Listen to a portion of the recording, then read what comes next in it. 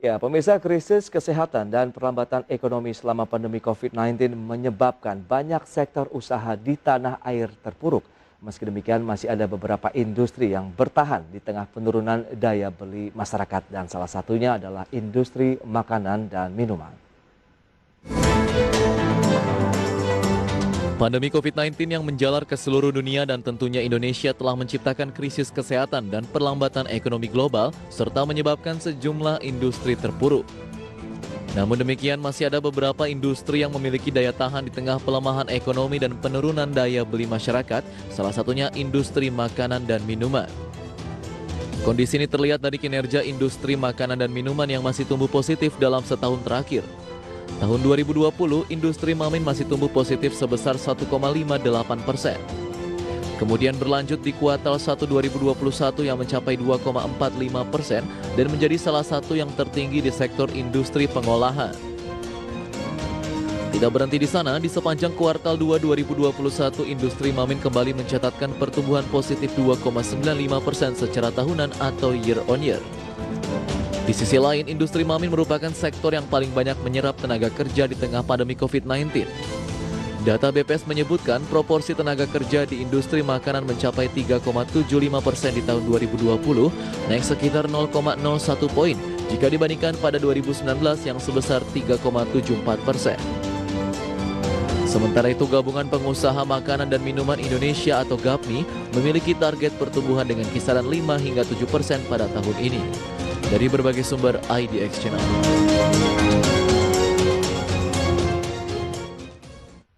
Baik pemirsa, untuk membahas tema kita kali ini sudah tersambung melalui Zoom bersama dengan Bapak Adies Lukman. Beliau adalah Ketua Umum Gabungan Pengusaha Makanan dan Minuman Indonesia atau GAPMI. Halo, selamat pagi Pak Adi. Selamat pagi Mas Pras, ya. Salam sehat ya. Salam sehat juga. Ya, okay. Sumringah sekali Pak Adi Iya. hari ini.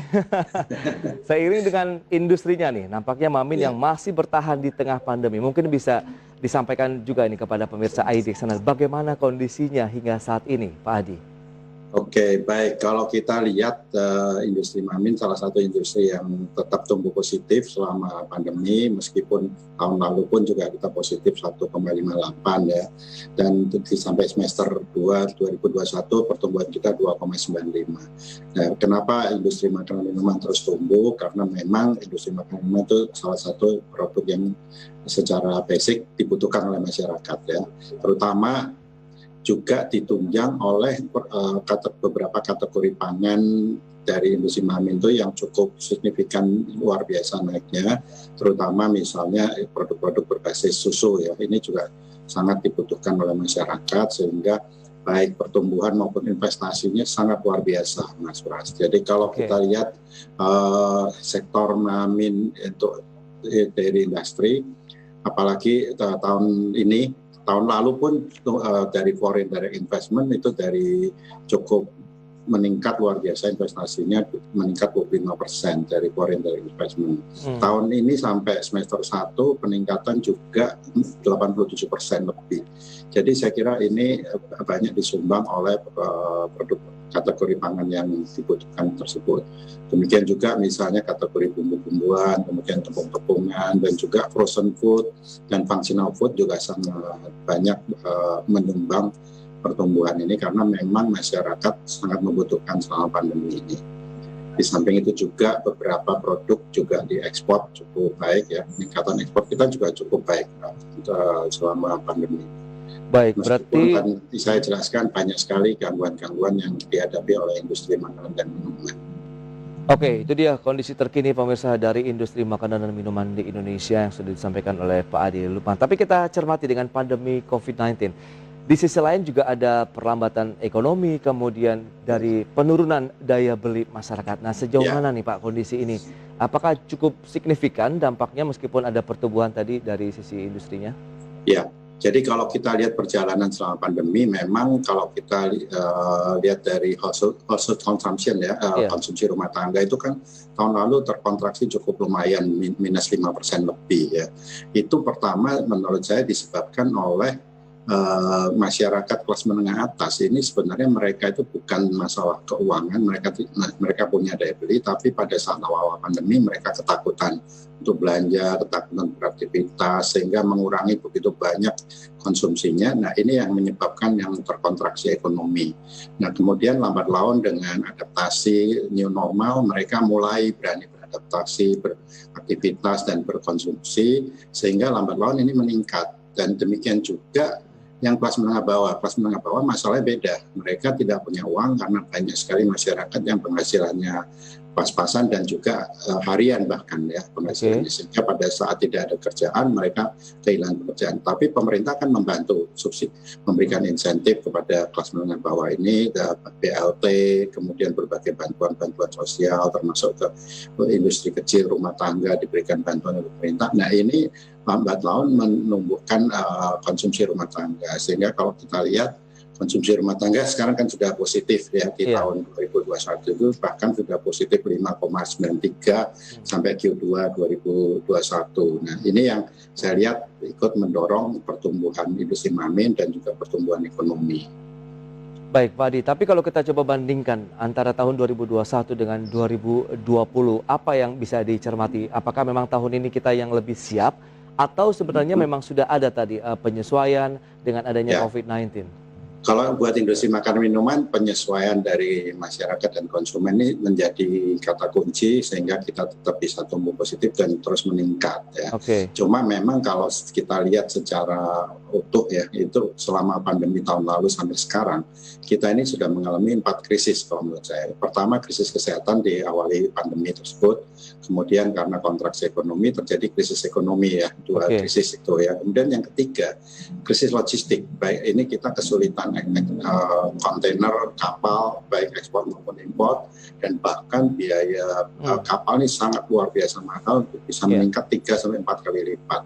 Nah, kemudian akhir tahun lalu sampai sekarang ini dilanjutkan dengan krisis komoditi, karena berbagai komoditi ini terjadi ketidakseimbangan di dunia, ada produksi yang menurun, tapi di sisi lain ada permintaan yang meningkat luar biasa, sehingga terjadi ketidakseimbangan dan harga melonjak luar biasa. Secara rata-rata komoditi pangan dibanding tahun lalu itu naik 33% lebih, tapi beberapa komoditi itu naiknya luar biasa, bahkan ada yang 50-60%. Nah, inilah yang terjadi krisis.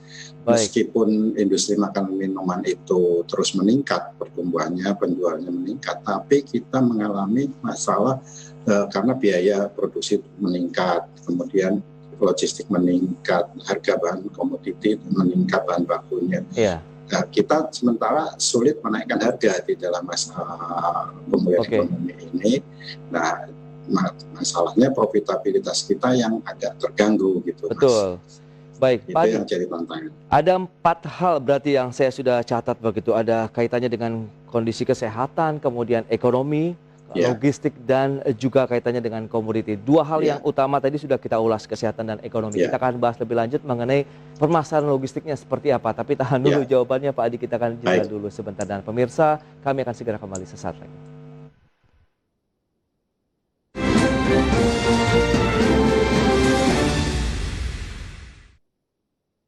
Baik pemirsa, sebelum kita melanjutkan kembali perbincangan bersama dengan Bapak Adi Lukman, Ketua Umum GAPMI, saya akan sampaikan dulu sejumlah infografik untuk Anda. Yang pertama kita akan lihat dari sisi nilai ekspor dari industri makanan dan minuman seperti yang bisa Anda saksikan di layar televisi Anda.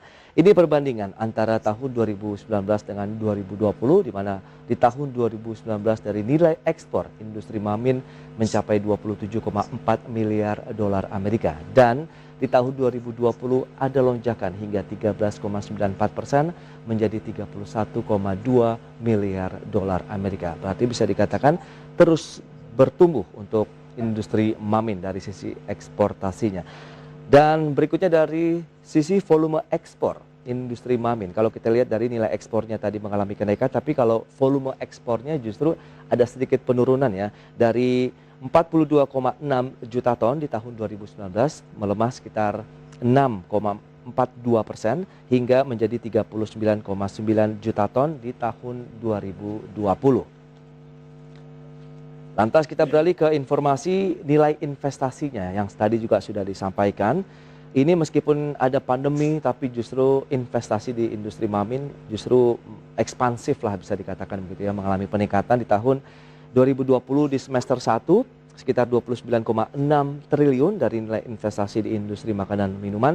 Kemudian semester 1 tahun ini melonjak hingga 36,6 triliun rupiah. Ada kenaikan sekitar 23,6% dan data ini dari Kementerian Investasi atau BKPM. Baik pemirsa, kita lanjutkan kembali perbincangan bersama dengan Bapak Adi Lukman. Ya, Pak Adi, baru saja saya sampaikan Pak, dari sisi nilai ekspor memang kalau kita lihat tadi menjadi salah satu penopang juga ya Pak, kinerja industri Mamin begitu. Ada kenaikan dari nilai ekspornya begitu. Bagaimana? Sementara kok volume ekspornya disampaikan iya, ini bagaimana Pak? Saya bisa jelaskan gini, kategori industri makanan minuman itu di BPS itu termasuk sawit dan turunannya. Dan komoditi sawit dan turunan ini memang harganya luar biasa naiknya, tinggi. Di samping itu beberapa komoditi juga naiknya cukup tinggi harganya. Tapi memang ke ekspor ke beberapa negara terjadi sedikit penurunan volume. Sehingga kalau kita lihat dari volume turun kecil, tapi dari sisi nilai itu naiknya luar biasa. Yang tadi saya katakan itu bahkan kalau kita lihat sampai Q2 atau semester 1 2021, pertumbuhan dari sisi value itu naiknya 42%. Naiknya 42% dari 13,7 miliar menjadi 19,6 miliar US dollar. Jadi karena itu masalahnya Mas Pras. Baik, menjadi salah satu juga itu yang kalau kita lihat kan tadi ada beberapa permasalahan yang sudah disampaikan di segmen sebelumnya begitu, kesehatan, ekonomi dan logistik. Apakah ini kaitannya juga dengan logistik kalau kita bicara mengenai kegiatan eksportasinya? Nah ini mungkin seperti apa sih bottleneck dari logistik sendiri? Apakah memang karena sektor logistiknya juga yang terdampak pandemi atau ada hal lain ini Pak Adi? Ya, salah satunya itu. Sebelum masuk ke logistik saya sedikit menjelaskan juga kalau saya keluarkan nilai ekspor dan volume ekspor dari di luar sawit itu masih tetap positif sebenarnya. Di luar sawit untuk semi proses dan proses food ya. Jadi luar sawit itu masih tetap positif. Dan bahkan pertumbuhannya memang sekitar 17% kalau Januari Juni 2021. Nah, meskipun kita naik ya sebenarnya potensi ekspor kita masih cukup besar. Tapi kita terkendala logistik itu Mas Pras, dan salah satu kendala logistik yang sangat berat itu adalah kekurangan kontainer dan mother vessel. Ini yang menjadi berat karena ketidakseimbangan di dunia ini antara satu negara dengan negara lain akibat lockdown tahun lalu, kemudian berkurangnya volume ke negara-negara tertentu, baik ekspor maupun impor. Jadi sekarang ini kita di dunia ini sudah saling ketergantungan dan bahkan begitu ada salah satu negara yang volume impornya turun, otomatis ini akan mengganggu logistik. Salah satu contoh misalnya saya kasih info ke biaya ekspor ke kontainer ke Amerika Utara itu naiknya luar biasa sampai 26.000 US dollar yang tadinya 10.000 misalnya itu ke Kanada, Toronto dan lain sebagainya. Ke Amerika, New York dari 7.000 menjadi 22.000. Meskipun naik pun belum tentu kita dapat kontainer. Kita kalau mau ekspor ini sekarang 1-2 bulan sebelumnya harus booking dulu space-nya. Dan lain sebagainya. Ini yang menjadi kendala di ekspor maupun impor. Nah, sehingga komoditi-komoditi di banyak negara ini di dunia ini naik luar biasa, baik komoditi maupun harga produk itu sendiri gitu. Ini yang menjadi tantangan kita. Baik, dari sisi kontainer kurang begitu, ini antisipasi dari teman-teman GAPMI sendiri bagaimana? Apakah memang kita benar-benar ketergantungan dari pihak asing mungkin dalam artian untuk penyediaan layanan logistik dalam bentuk kontainernya atau sebenarnya kondisi logistik di domestik sendiri yang masih belum mencukupi? Jadi mungkin dari sisi jumlah kontainernya kah atau dari hal lain ini Pak? Oke, baik. Ini memang kita sudah bahas juga dengan pemerintah dan berkali-kali kita bahas dan terakhir ada perkembangan positif bahwa Kementerian Perdagangan telah memfasilitasi untuk ketersediaan 25.000 kontainer per bulan. Dan ini sedang dalam pembahasan dengan shipping line dan juga kontainer providernya. Kita sedang bahas ini ya. Dari 25.000 itu perkiraan saya untuk makanan minuman aja butuh sekitar 8 sampai 10.000 kontainer per bulan. Nah ini di samping itu ada mebel, ada tekstil dan lain sebagainya. Jadi mudah-mudahan ada solusi yang tepat dan baik. Ini sedang dalam pembahasan Mas Pras, dengan difasilitasi Kementerian Perdagangan baru minggu lalu ya. Minggu lalu Menteri Perdagangan menyatakan ada komitmen 25.000 dari shipping line dan provider kontainer. Baik, tapi kalau kita lihat dari jenis makanan dan minuman yang menjadi andalan ekspor kita yang juga ini demand-nya masih tinggi karena kita tadi ada kekurangan dari sisi pasokan kontainernya sendiri. Ini apa saja sih Pak Adi? Ya, kalau kita bicara pangan olahan saja ya, pangan olahan itu misalnya produk-produk kopi, biskuit, snack ya, biskuit, kemudian produk-produk bumbu-bumbuan ini juga meningkat selama pandemi ini dan permintaan dari banyak negara juga meningkat. Seperti itu. Daerah mana saja Pak yang masih menjadi tujuan ekspor produk Mamin kita? Kalau kita lihat tujuan utama ekspor kita memang yang paling besar itu masih tradisional ya, masih tradisional. Yang utama itu nomor 1 Amerika, kemudian Filipina, Malaysia, Tiongkok itu nomor 2, 3, 4. Samping itu ke Belanda, Singapura, Jepang, Thailand, Vietnam dan Kamboja, Australia, itu 10 besarnya seperti itu. Nah, ini masih tradisional. Sementara banyak emerging countries yang menjadi potensi juga, terutama ke negara-negara Timur Tengah yang sekarang sedang digarap oleh industri maupun difasilitasi oleh pemerintah. Jadi ini yang masih terjadi. Oke, itulah yang mungkin menjadi salah satu trigger Pak, pertumbuhan dari industri Mamin hanya sekitar 2,45% di kuartal 1, kemudian 2,95% di kuartal kedua. Ya. Benar, itu salah satunya. Nah, kalau misalnya nanti kontainer bisa diatasi, saya yakin ekspor kita meningkat lebih besar dan mudah-mudahan pertumbuhan bisa meningkat gitu. Baik, kalau Mamin Anda melihat begitu target dari pertumbuhannya sendiri, kalau GAPMI ya misalnya itu berapa sih Pak kalau misalnya 2,95 ini masih belum mencukupi dari target dan pemenuhan kebutuhan tadi untuk eksportasinya saja? Sebetulnya kami mentargetkan tahun 2021 ini pertumbuhan sekitar 5-7% sebenarnya. Awal kita memang target seperti itu, tapi memang kemarin agak terganggu di bulan Juli itu dengan PPKM yang ketat, itu ada sedikit pelemahan permintaan ya. Tapi begitu masuk pelonggaran di Agustus itu juga sudah mulai meningkat lagi, dan September ini kita lihat jauh lebih baik dibanding Agustus dan Juli.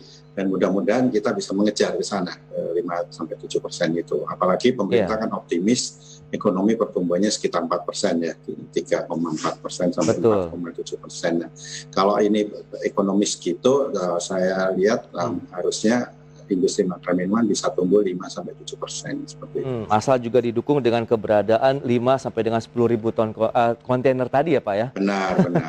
Kontainer itu sangat penting sekali ya. Baik, lantas kita akan lihat bagaimana ini juga mempengaruhi tadi industri di dalam negeri khususnya. Apakah pasokannya juga mengalami gangguan atau justru berkurang sehingga lebih mengutamakan ekspor atau tidak? Ditahan dulu lagi jawabannya Pak Adi dan pemirsa, kami akan segera kembali usai jeda berikut ini.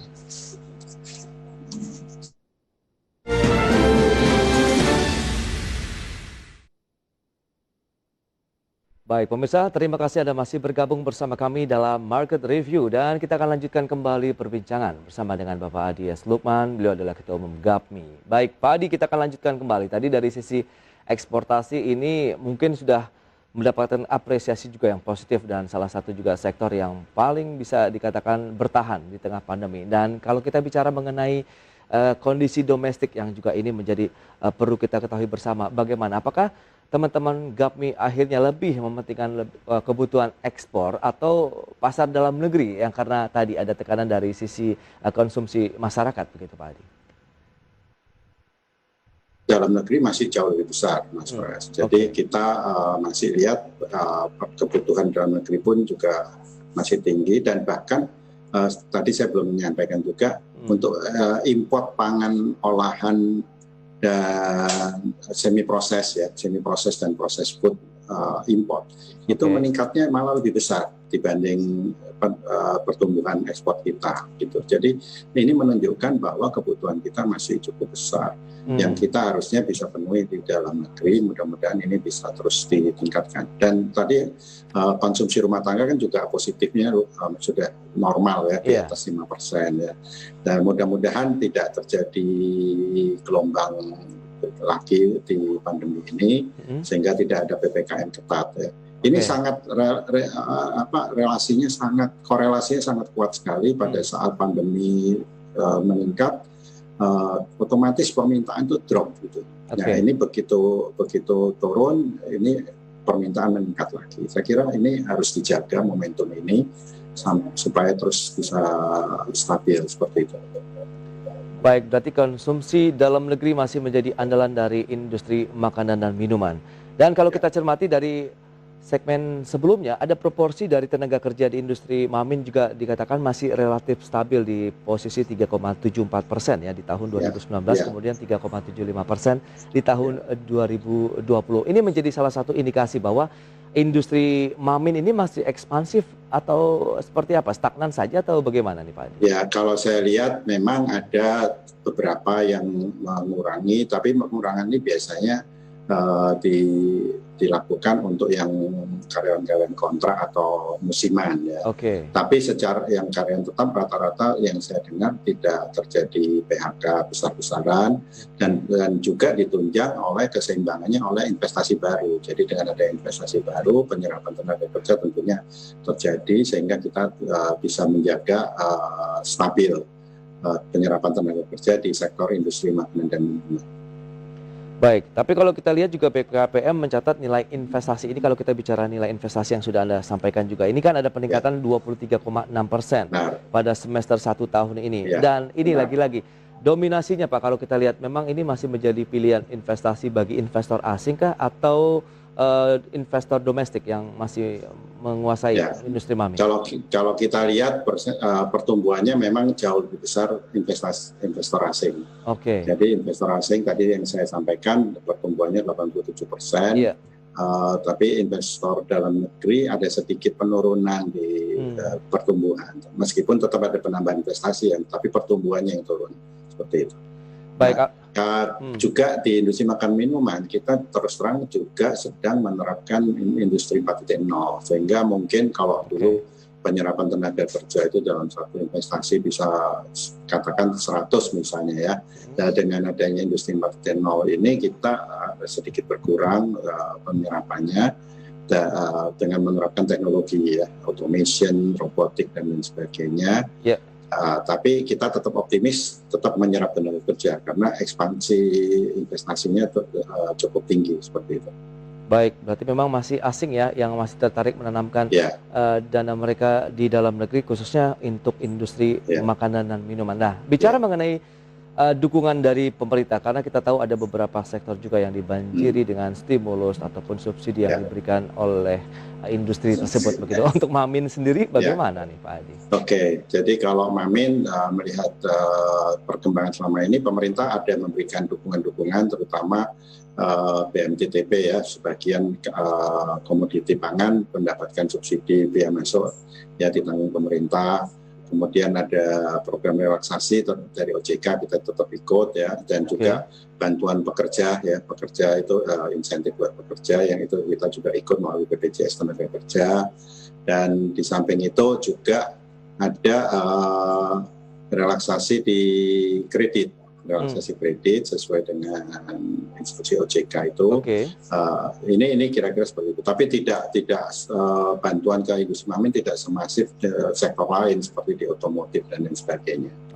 Tapi ada mungkin irisannya mungkin apabila industri tadi ada perbaikan kemudian ada kenaikan dari tingkat kesejahteraan pun akhirnya mereka menjadi konsumen juga begitu. Benar. Jadi kalau sektor lain meningkat tumbuh, katakan otomatis dapat bantuan pemerintah, BPNBM-nya ditanggung pemerintah 100%. Otomatis sektor ini kan meningkat, bertumbuh, pekerjanya mendapatkan income, mau tidak mau kan tetap harus beli makanan minuman. Nah, inilah dampaknya. Multiplier effect begitu yang diharapkan juga ya. Benar. Terakhir ini Pak Adi, optimisme Anda menatap dari industri Mamin paling tidak di tahun depan akan seperti apa?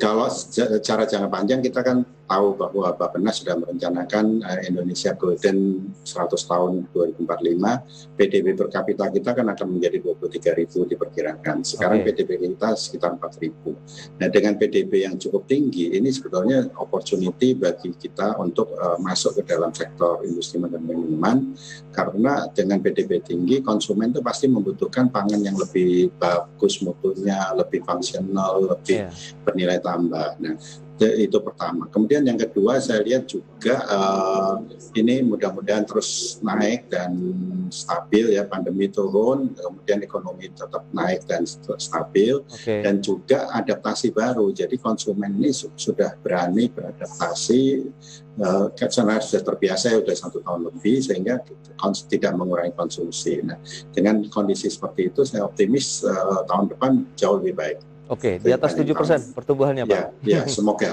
kita bisa kembali ke normal tahun depan ya, seperti itu. Oke, Pak Adi, mohon maaf waktu terbatas ini, Pak. Terima kasih banyak atas sharingnya dan juga insight-insight terbaru terkait dengan industri makanan dan minuman yang masih terus bertahan di pandemi COVID-19. Terus berjaya juga untuk industri makanan minuman Indonesia, Pak Adi. Terima kasih banyak. Ya, selamat melanjutkan aktivitas Anda kembali dan stay healthy, Pak Adi.